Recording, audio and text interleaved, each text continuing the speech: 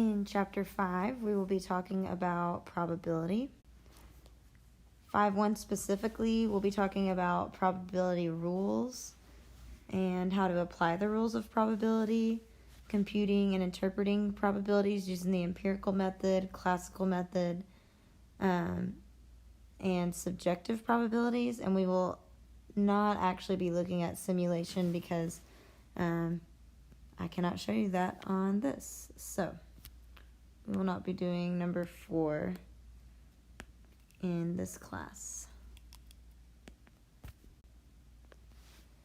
So first, before we learn how to compute all these probabilities, we first need to know what is probability. And probability is how likely something's basically going to happen, or the chance it's going to happen. And we describe essentially what's going to happen long term and what outcome that we can expect to get. So most people know that when you flip a coin, we have a 50-50 chance that it's going to be heads or tails. And so how did we find that out? And we'll kind of talk about, where that originated from. And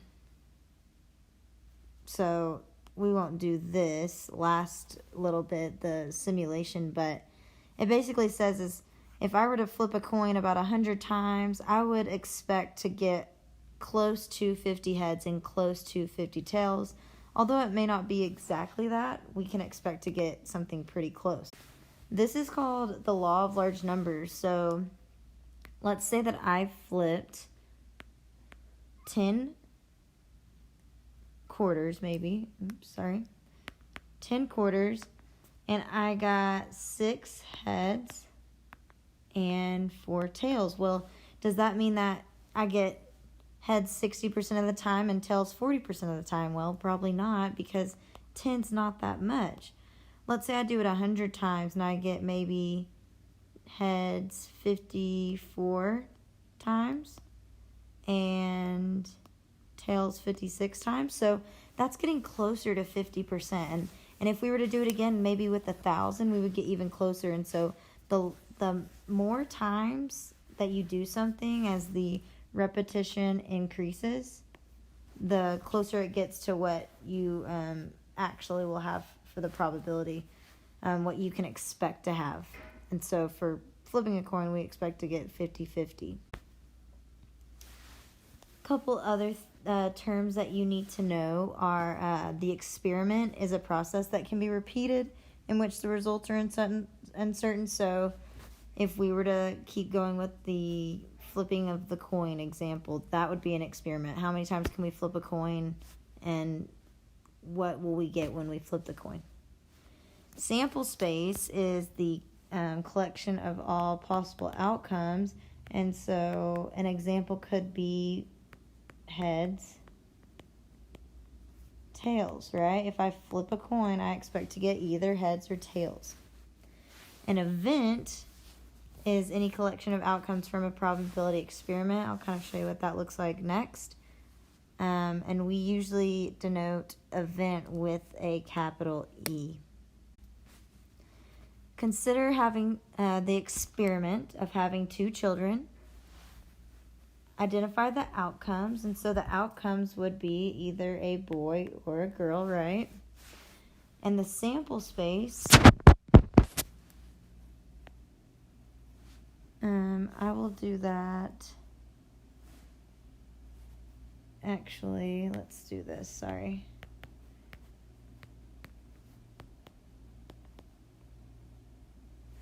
And sometimes with sample space, I'm going to do this in green just so I can differentiate. You'll see little brackets. I'm not very good at them, but you may have seen these brackets before, and that is sometimes used when you're talking about sample space.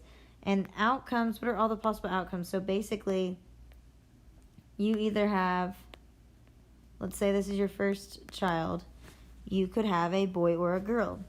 Let's say we have a girl. For our second child, we could again either have a boy or a girl. Let's say I had a boy first, and then I looked at my second child, I would either have a boy or a girl.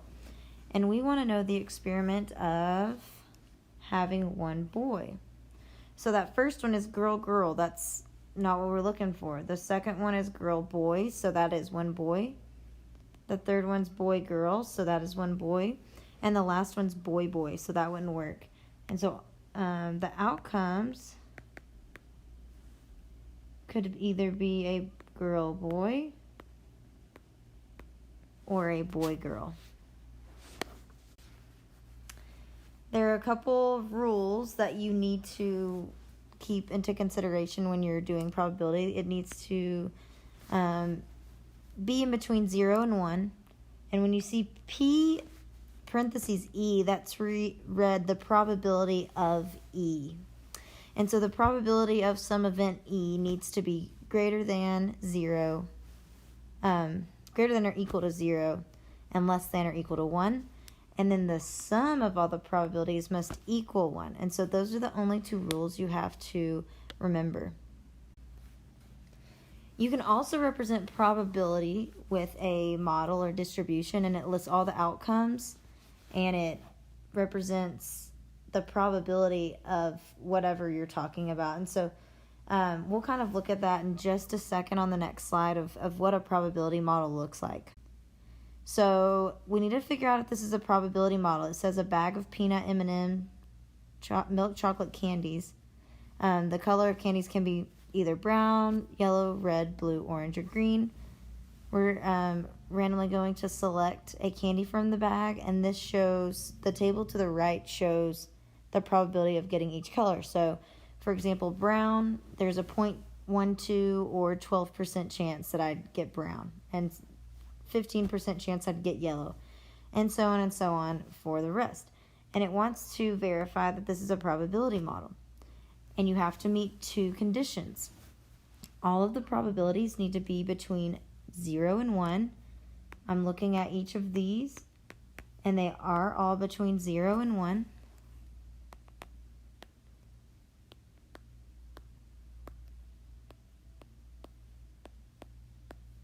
Check. And all of the probabilities need to add up to 1. So remember that little E is the sum. Sorry.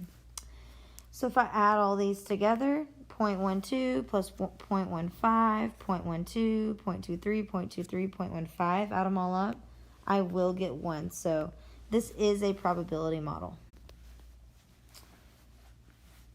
Couple other definitions that you need to be aware of is if it is impossible, if you get 0, that means it will never happen. There's a 0% of it happening. The probability of E is 0. For 2, you can say it's certain that it's going to happen if it's 1 or 100%. 100% of the time, this is going to happen. So if it equals 1, we know it's definitely going to happen. And it's unusual if it's close to 1. Close to 0. Maybe 0.002, right? That's really close to 0. And really, a lot of the times, I kind of do a rule of thumb that just says if it's less than 5%, I say it's unusual. So you can create a probability distribution similarly to how we created frequency and relative frequency graphs. And so just as a reminder, to find relative frequency, it's the frequency of whatever you're looking at, of E in this case, divided by your total number of trials, or your N. So what we're going to be talking about in a second has to do with this game, Pass the Pigs. And these pigs act like dice. So let's say I rolled these two and it looked like this when I rolled them. I would be given 0 points. Or if this happened, I would be given so many points. Or if this happened, I'd be given 1 point. So, and this kind of explains it too. It says, Pass the Pig is a game in which pigs are used as dice. Points are earned by the way that a pig lands. There are 6 possible outcomes. So a class of 52 students rolled the pigs 3,939 times. So that's your N. That's your total number of trials. And it shows how often, say, this class got some outcome. So side with no dot got 1,344 times they rolled, and they got a side with no dot. And so what we want to do is we want to build a probability model. And so basically all we are going to do is we're going to take the frequency of each one and divide it by N. So I'm going to do that for the first couple ones, and then I'm just going to write what the values are for the rest. And feel free to check. And so, for example, I'm going to write this kind of big at first, and then I'll make it smaller in a second. But for the first one, I do 1,344 divided by that total. And I get 0.3412. And then for the second one, I do 1,294 divided by 3,393, right? So for each one, I'm dividing whatever the new numerator is, but the denominator does not change. The denominator is always going to be that 3,939. And if I did that for all of them, these are the values that I get. 3412, 0.3285, 0.1947, 0.0927, 0.0345, 0.0181. I'm pretty sure. I have trouble reading my handwriting sometimes. And if we did this right, it should add up to 1. It says estimate the probability that a thrown pig lands on the side with no dot. Side with dot. Side with dot is this number right here. So it would be 0.3285. The next question is, would it be unusual to throw a leaning jowler? Leaning jowler's right here. That's 0.0181, which is about 1.81%. So I'm going to say yes, because if I follow my little rule that says if it's less than 5% it's unusual, then it would definitely be less than 5%. The classical method of computing probabilities requires equally likely outcomes. An experiment is said to have equally likely outcomes when each simple event has the same probability of occurring. To do this, you're pretty much going to use that same formula. The probability that of how many ways it can occur divided by the total number of outcomes. So suppose a fun-size bag of M&Ms contains 9 brown candies, 6 yellow, 7 red, 4 orange, 2 blue, and 2 green. Suppose that a candy is randomly selected. What's the probability it's yellow? Well, how many yellows do we have? 6. So that would be 6 divided by the total. And to find the total, I need to add all these up. So I've got 9, 6, 7, 4, 2, and 2. If I add all those, it would be 30. You can leave it in a fraction, you can turn it into a decimal, or you could turn it into a percentage. Then it says, what's the probability it's blue? Well, we have 2 blue candies, so it's going to be 2 out of our total, still 30. That would be 0.0667. Comment on the likelihood of the candy being yellow versus blue. Obtaining a yellow, if I'm looking at these fractions, it's almost 3 times as likely. Well, it is. It's not almost. So we would have basically 3 times the likelihood of getting a yellow than a blue. We are actually not going to use simulation, but I can kind of just talk it through. Let's say that I threw a 6-sided die 100 times, approximate the probability of rolling a 4. So basically, there's 1 4 out of 6 possible values. And so it would be approximately close to 1/6, especially the more you throw the die, the closer and closer it's going to get to 1/6.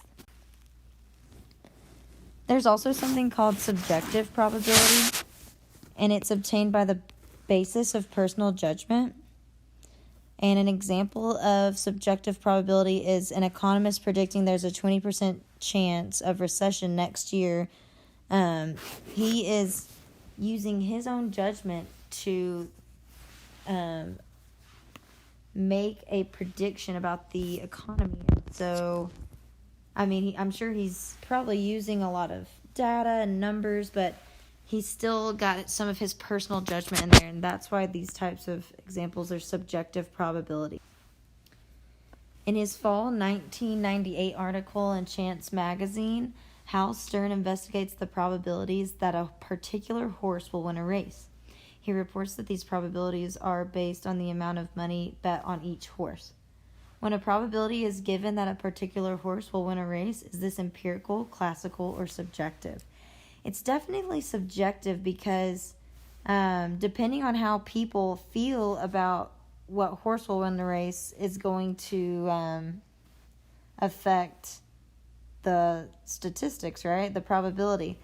It's kind of like any sports bet. The more people bet on a winning team, the better their odds are. And so that's just based on judgment, right? That's just based on what people think. And so that's why it is subjective probability. 5.2 is about the addition rule and complements. So we're going to talk about addition for disjoint, general addition, and the complement rule. So disjoint and mutually exclusive mean the same thing.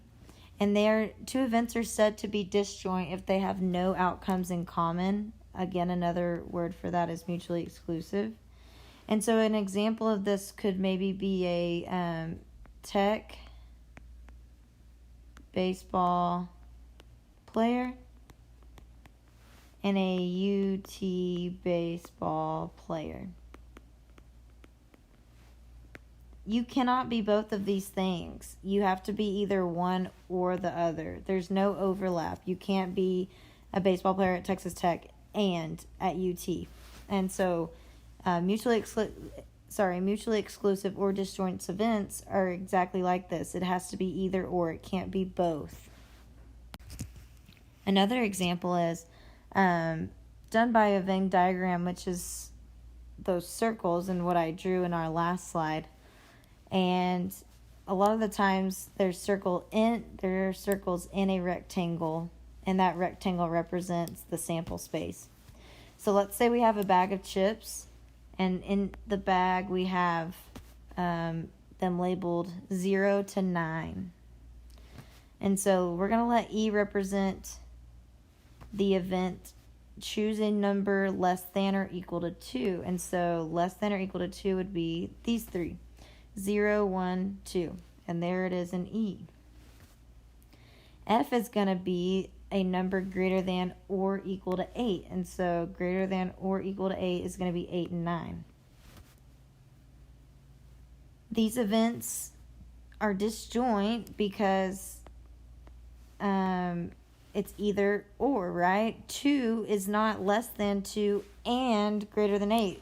It's only going to go in this circle. And then 9 isn't going to belong in the other one, right? Because it's not less than 2. It's 8 or greater. So this is another example of disjoint events. Using the example that we just looked at, let's find the probability of E. So there's 3 options in E out of 1, 2, 3, 4, 5, 6, 7, 8, 9, 10 total. The probability of F is there's 2 options in F out of 10. The probability of E or F, or in math, means to add. So either or of these things could happen. So I'm going to add 3/10 plus 5/10. That is not 5/10. I'm sorry, I did the math ahead of myself. 3/10 or 2/10, and that would give me 5/10.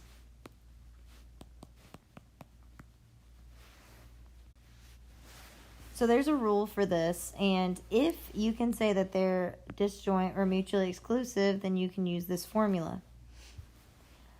This formula is on your formula sheet, so you don't have to memorize it, but you do need to know when to use it.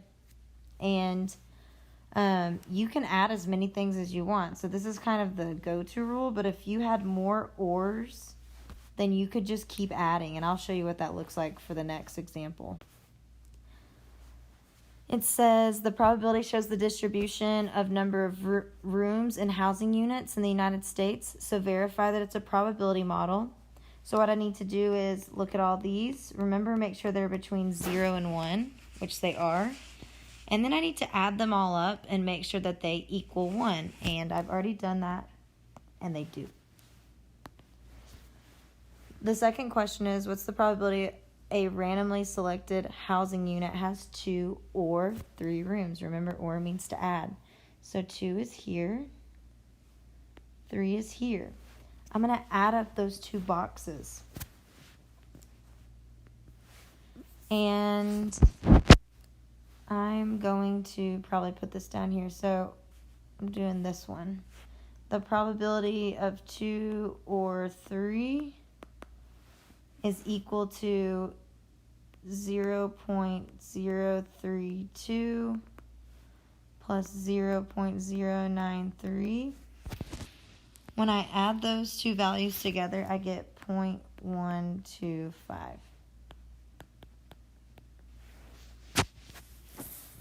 The last question says, what's the probability a randomly selected housing unit has 1 or 2 or 3 rooms? So we're basically adding another one.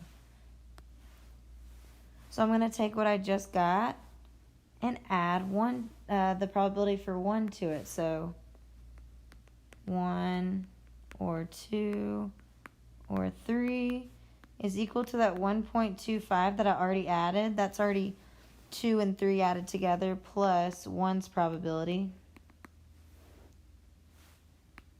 And that equals 0.135.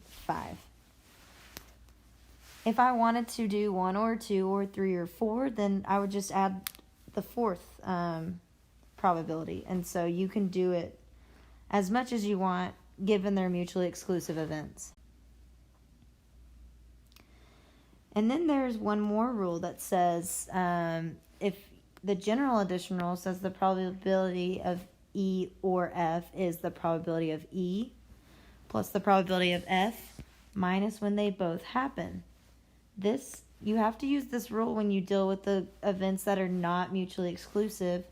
Not mutually exclusive would mean that maybe some people are being counted twice, right? They're being counted for this one and this one.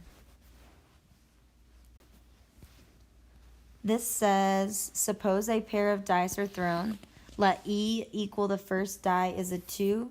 Let F equal the sum of dice is less than or equal to 5. Okay, so these are all the possible outcomes when you have 2 dice. And so E is the first die is a 2, so I'm going to look here. And this second row is all the possibilities of when your first die is a 2. And there are 36 possibilities, and so A is 1, 2, 3, 4, 5, 6 out of 36. The probability of F is the sum, so they add up to less than or equal to 5. And so I'm going to kind of go through that one, 2, 3, 4, 5, 6. I have to stop there. 3, 4, 5, 6. So stop here, and so on, and so on. So all of these in black add up to 5 or less. And so that's 1, 2, 3, 4, 5, 6, 7, 8, 9, 10 out of 36. C says, when do they both happen? So when is it in the the green and black, basically? And so that's like right here. These three all start with a 2 and they add up to 5 or less. And so there are 3 of those out of 36. And then to find or, we're going to use that rule that we just saw on the previous page. And I'll go ahead and write it up here.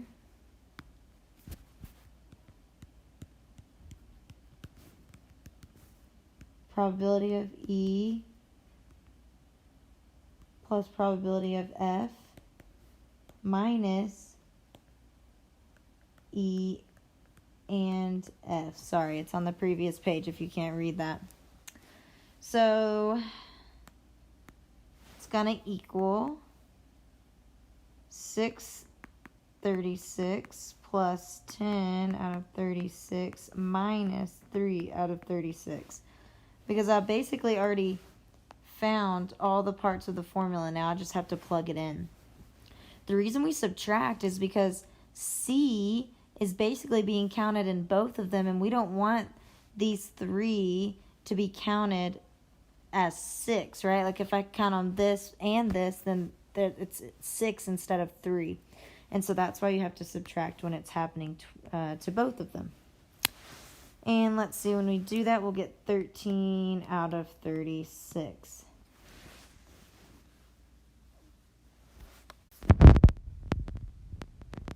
So a complement of an event is, if we let S denote the sample space and E denote an event, the complement is represented by EC, and it actually is E to the C. It's just not formatting it correctly. And we will I'll show you how to calculate that.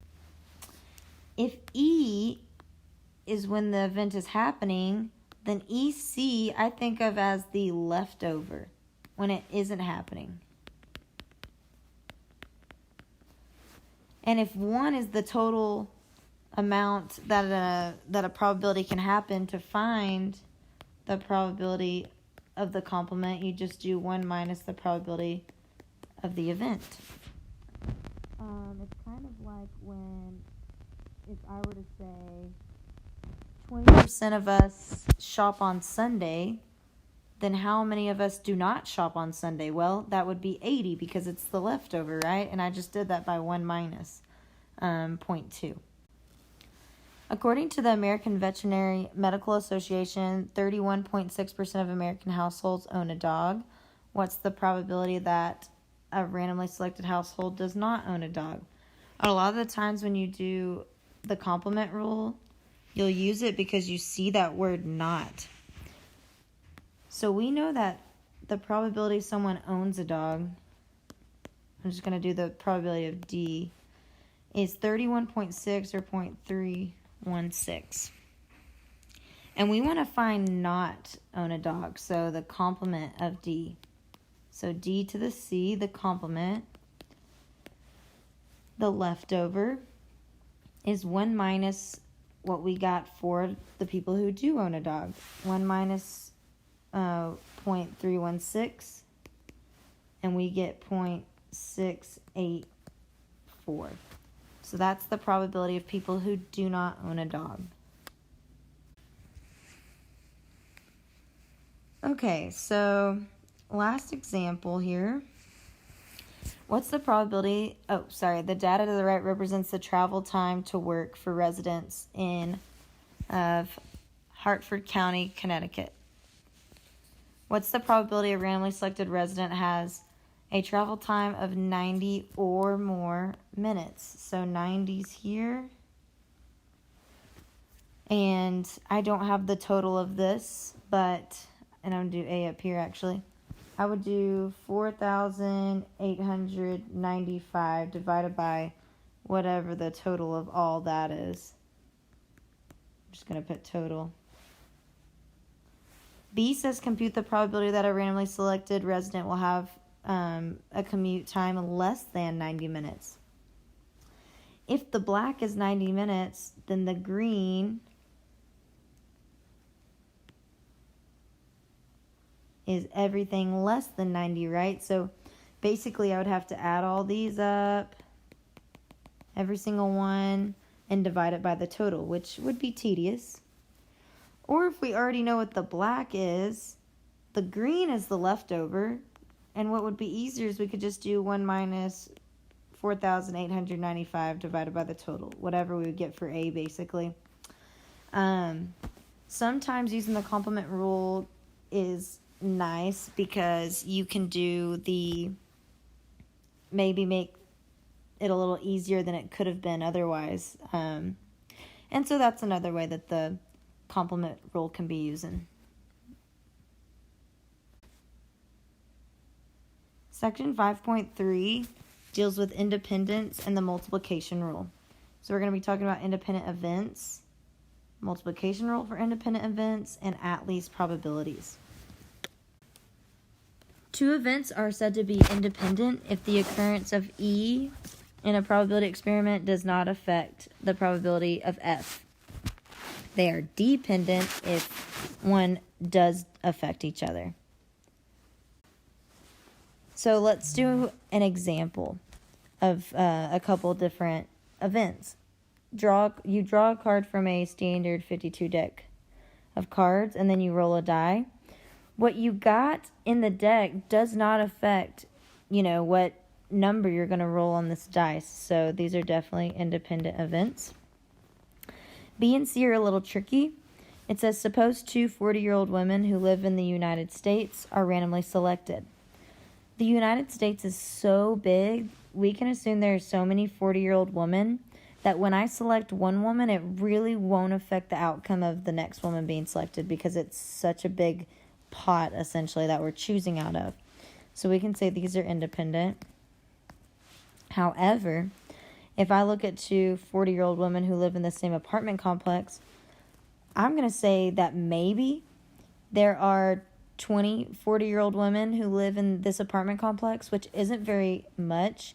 And so if I choose one, it will definitely affect me choosing another one, because you were out of 20 options, and let's say some woman got chosen. Now there's only 19, so your chances are better of getting chosen. So because they affect each other, we're going to say that's dependent. So the multiplication rule for independent events, if the events are independent, then you can just multiply. And a lot of the time when the word and is used, you want to multiply. And then remember, when the word or is used, we use addition.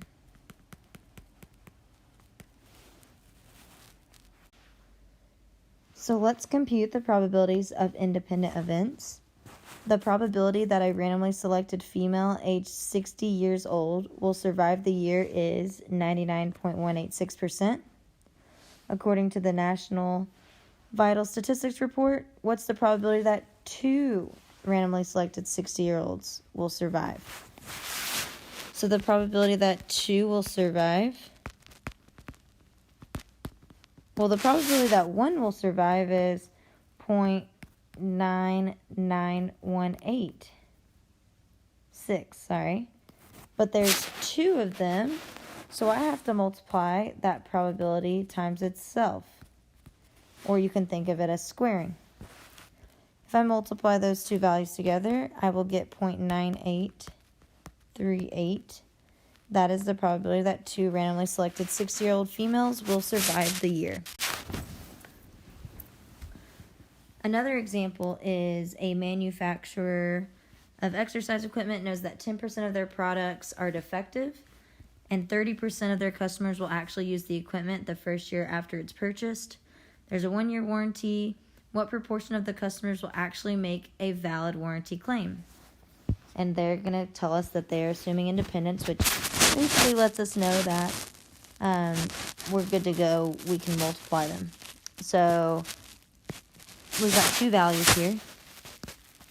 So I'm going to say the probability that it is defective, and they will use it, I'll use a U for that, is the probabilities multiplied together. And whenever you are using probabilities and you're given a percentage, you need to turn them into decimals. And I will get 0.03. The multiplication rule kind of works like the addition rule. If they're independent, you can multiply as many events together as you want. So, for example, using the same one that we dealt with earlier, it says, what's the probability that 4 randomly selected 60-year-olds will all survive the year? So remember when we did 2, we multiplied 2, this 99.186, together twice. Well, when it's 4, we're going to multiply this number by itself 4 times. So the probability 4 survive. But that can get really tedious. And so instead of multiplying it by itself 4 times, I'm just going to do it to the 4th power. And you can do this for whatever you want. So let's say we wanted to know the probability that 100 survive. So that 4 would be a 100. It's really whatever number you're given.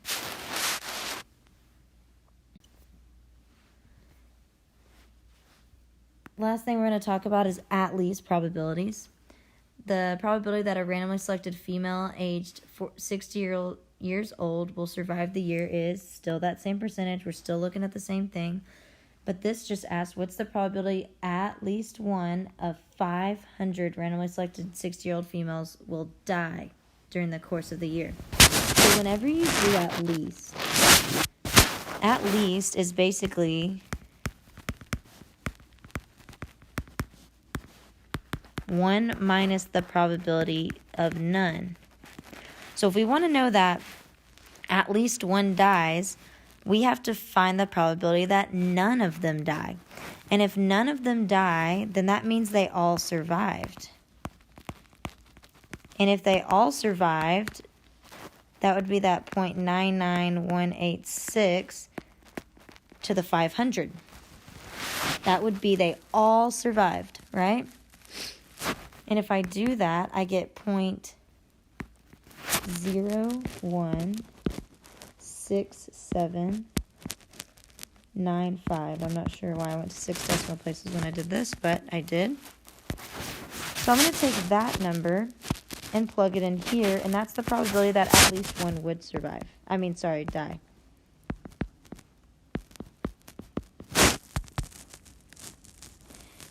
And when we do that, we get 0.9832. I did my final answer with 4 decimal places.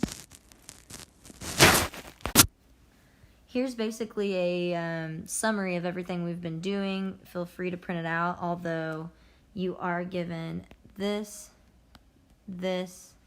and this on your formula sheet. Section 5.4 is about conditional probability and the general multiplication rule.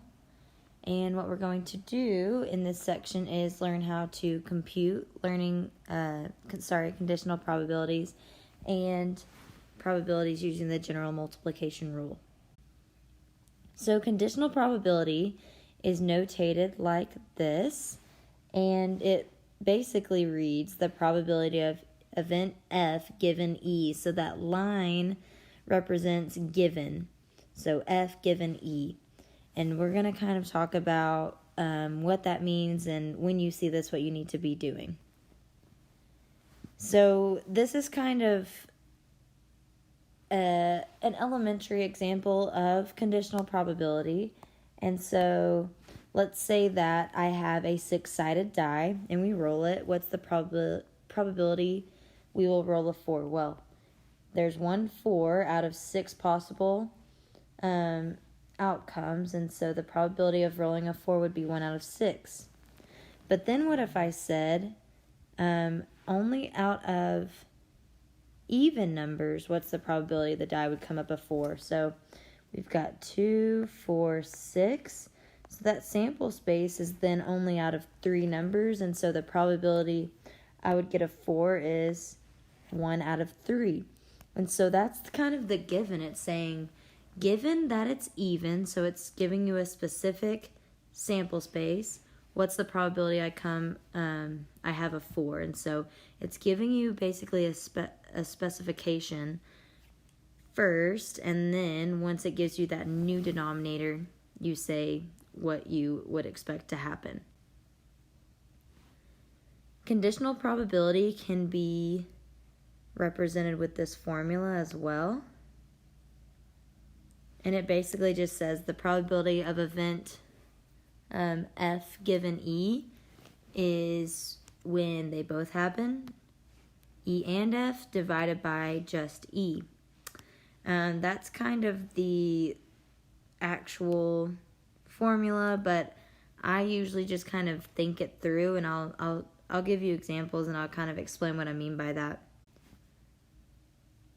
A survey was conducted by the Gallup organization May 8th through 11th, 2008, in which 1,017 adult Americans were asked which of the following statements comes closest to your belief about God.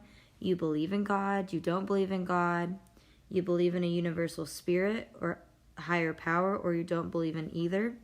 And so think about that. They asked this survey, and the results are on the next slide. So we're going to look at what those look like. So they broke them up by region. We have East, Midwest, Southwest, and then it breaks it up into these categories. So, for example, in the East, 204 people said they believed in God, 36 said they believed in a universal spirit, and 15 said that they didn't believe in either. This is called a two-way table. It's, for example, this number shows you that 204 people believe in God in the East. It tells you basically two different things. And we use two-way tables a lot when we're talking about probability. But we're going to talk about it specifically right now with conditional probability. And so A says, what's the probability that a randomly selected adult American who lives in the East believes in God? So this is a really, really important sentence. Who lives in the East believes in God. So you're basically saying, I only care about the people who live in the East, But how many people live in the East? How many people did we ask? So I would add up this 204, 36, and 15. When I add those together, I get 255. So that's basically your denominator here.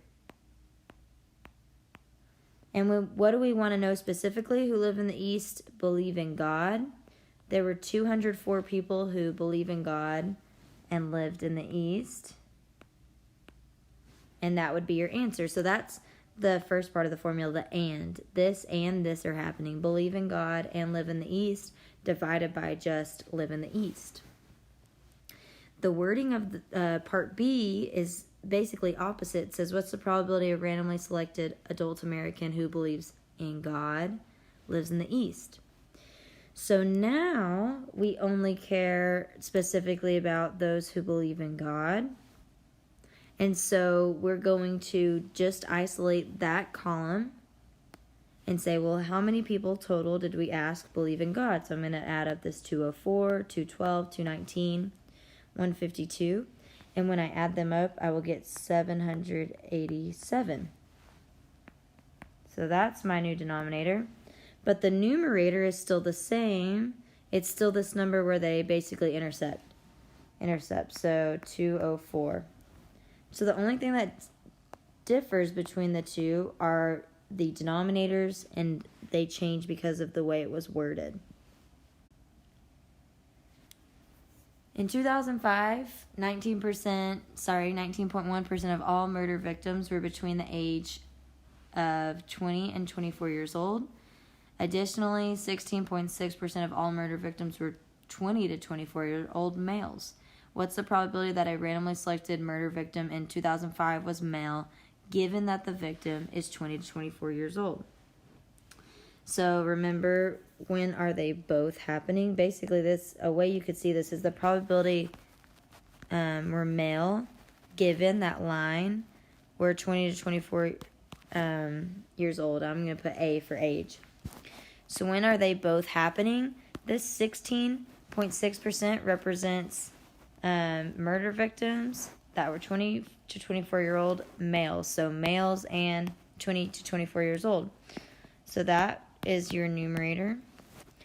And then divided by just the murder victims that were between 20 to 24. We don't care about the sex, just a little more general, is going to go in the numerator.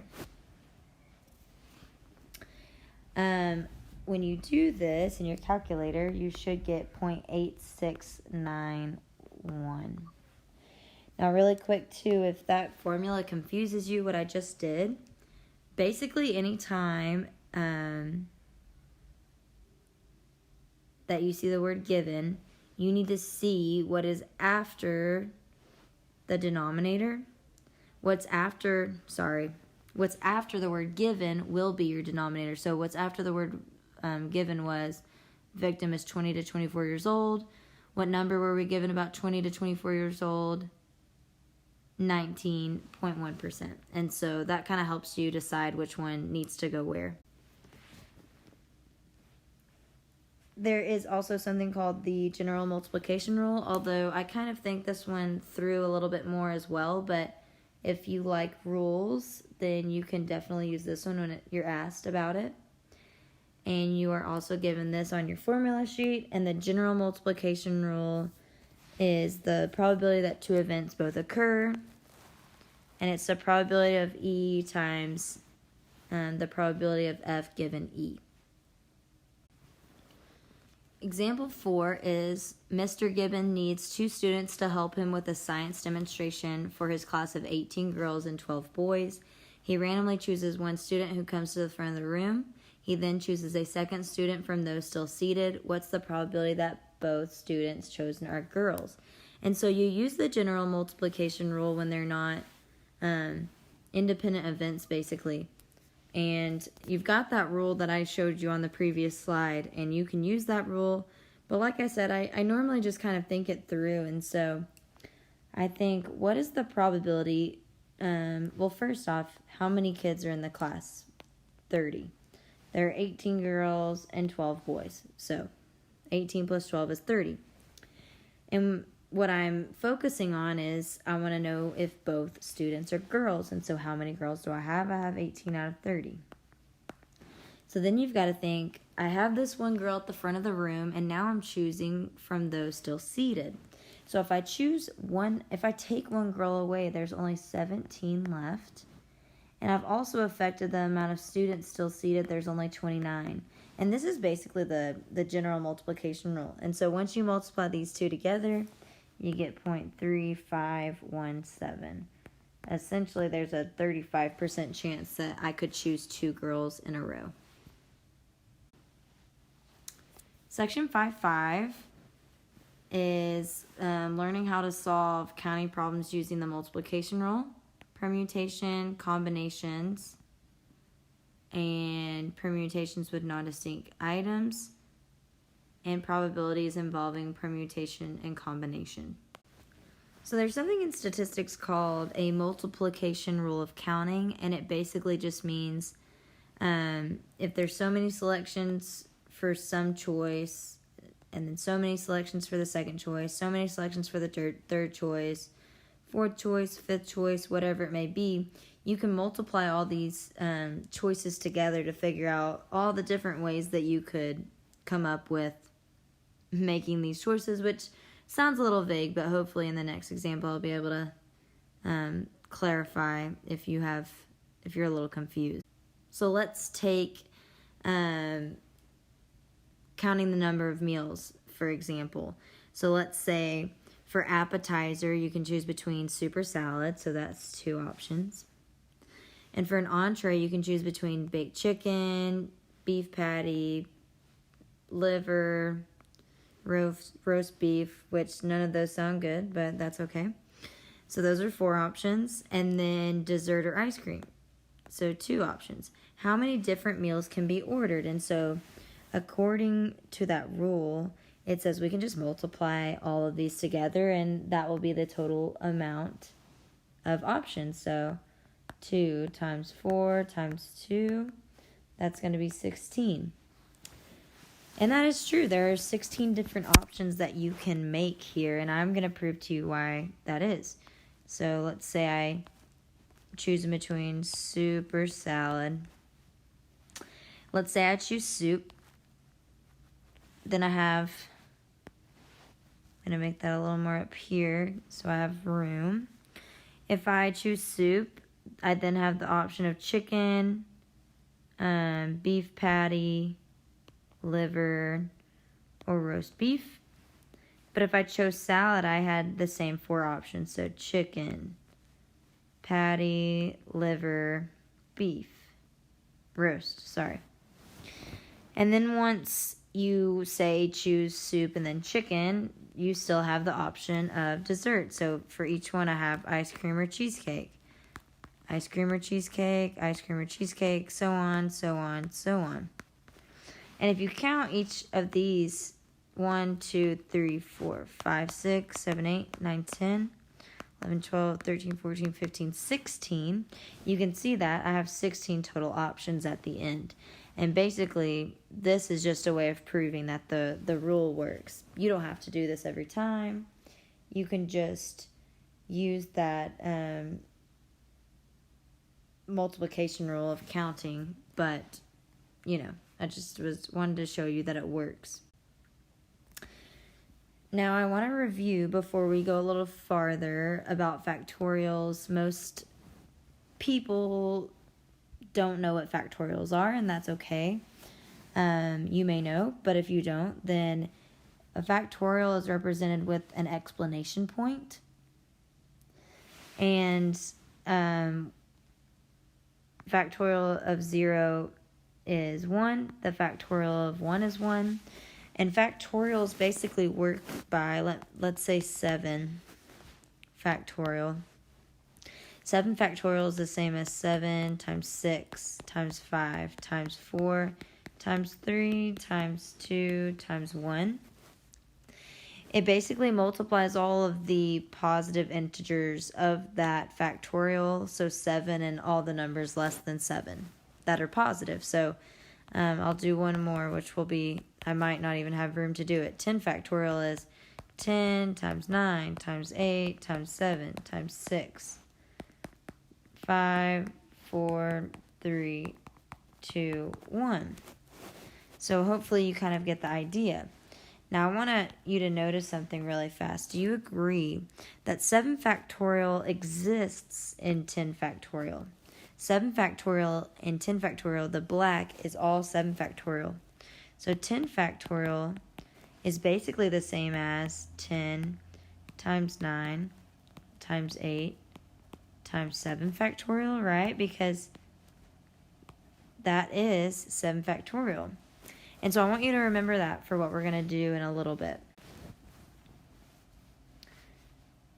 A permutation is a way that you can order some objects, and order is important. It does matter, say, which one's first and which one's second. And we can use the symbol NPR to represent permutation. And N is how many objects there are, how many total objects, and R are the permutations. So let's say I had 10 ties, and I wanted to know how many ways I could arrange them in stacks of 3 maybe. So it would be 10p3. N is basically always the big number, and so R is either less than or equal to N, and repetition is not allowed. What you need to know about permutation is order matters.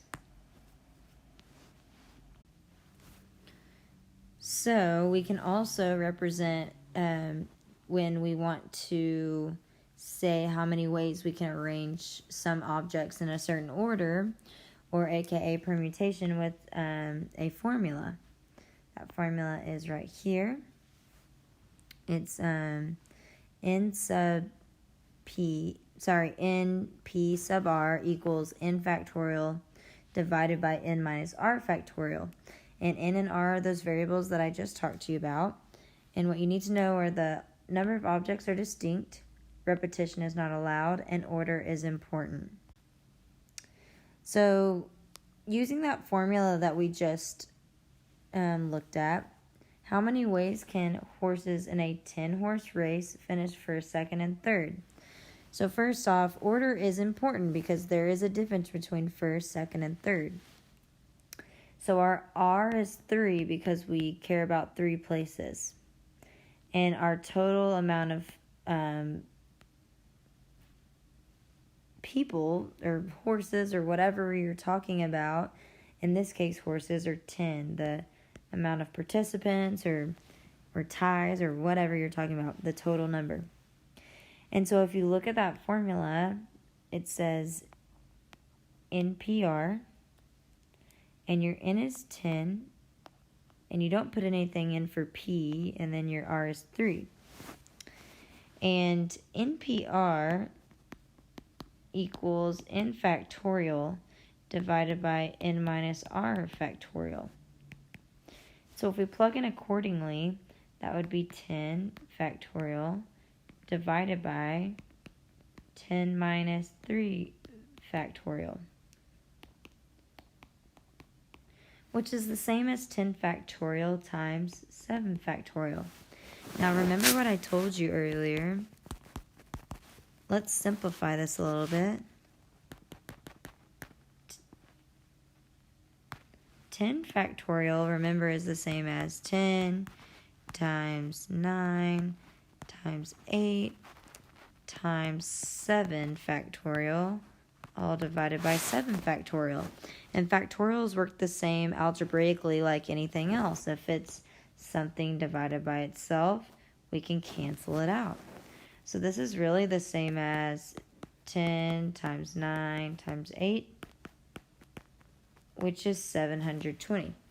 So there are 720 different ways that 10 horses could, in a 10-horse race, could finish first, second, and third. The next thing we're going to talk about are combinations. Combinations, order does not matter. And it's pretty much the same after that. R needs to be less than or equal to N. And then we're going to use NCR. So permutation uses a P, combination uses a C. There are ways that we can compute this by hand, and I'll explain both of those to you, but there are also ways that we can do both of these in the calculator, and I'll explain that a little later too. So a little more about combinations. Again, N objects are distinct, repetitions are not allowed, but the main difference is order is not important when permutation order is important. And we can represent it with this formula, which looks similar, but it's N factorial divided by R factorial times N minus R factorial. How many different simple random samples of size 4 can be obtained from a population whose size is 20? And so remember, N's always that bigger number if you're struggling with what is what. So N is 20 because that's your total number of trials. And R is 4. So we're looking at NCR, so 20C4. If I were to plug that in my calculator, in that formula, it's N factorial, so 20, divided by R factorial, so 4, times N minus R factorial. When I do that, I get 4,845. Now this next point's really important. You can do this on your calculator. It depends on the type of calculator that you have, but there could be a button that says PRB, which stands for probability. And you can, if you've got kind of a simpler calculator, maybe it costs you $10 at Target. This is probably your situation. So PRB, and once you press that button, it will basically say 1, there's the NPR selection, or there's one that says NCR. And so you can select it depending on which one you're doing. But before you select it, so say I'm going to do this one, plug in 20 first. So do 20 and then select PRB. And then the one you want, so we want C, NCR. So you basically have to put the 20 first, then the NCR, then the 4, and you will get 4845. If you have a higher, like a graphing calculator, a little more higher tech, maybe it costs you a little more than $100, then you'll need to go to Math. It's the button on the first column, I believe. Math. And then look at the top, and there will be basically 4 options, and the last option says PRB. And then they will give you options. I believe the first one's random something, and then it says NPR, and then it says NCR. So depending on what you want to do, you'll want to select either one of those. Depending on the model of your calculator, you can just plug in the N and the R once you select these. You may have to do 20 first, do all those steps, select NCR, and then plug in 4. But either way, you should get 4,845. We could also have a situation where we have permutations with non-distinct terms. And when that happens, the number of permutations of N objects are of one kind, and then N2 is another kind, and N3 is another kind, and so on, so on, so on. And we can represent it with this formula. We don't talk about this very much in this class, but I do want you to know that it exists. And I want you to know how to calculate it if you were to ever see it. So let's say we're arranging flags.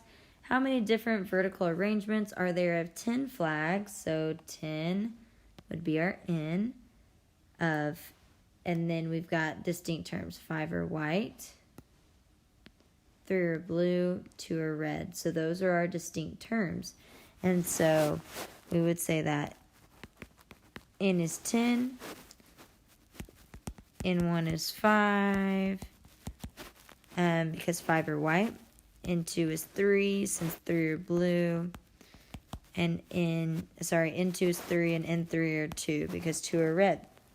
And so based upon the formula that we just saw, it'd be N factorial divided by basically all your different categories, factorials. So 5 factorial, 3 factorial, times 2 factorial.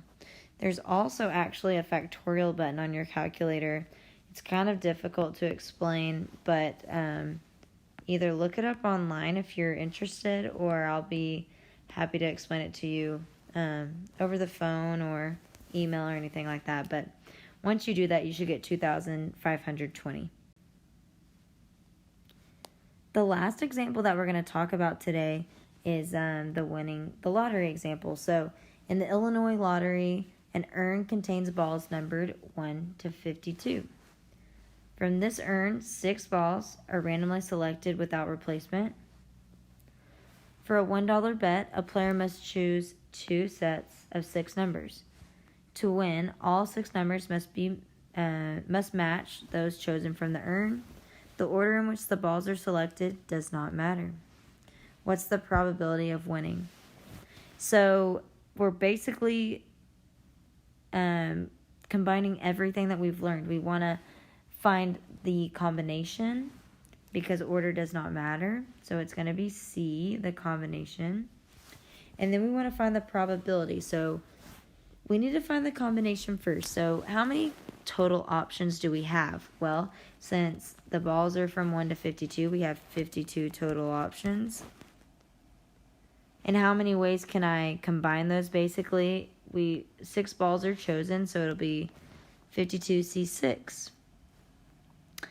If you plug that into your calculator, or if you do the formula, you should get 20,358,520.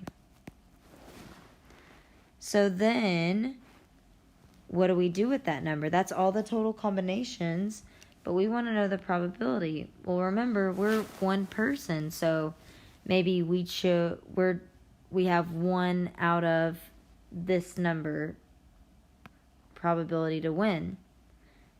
But we get to choose 2 sets of numbers. And so for that reason, we have 2 chances out of all the possibilities to win.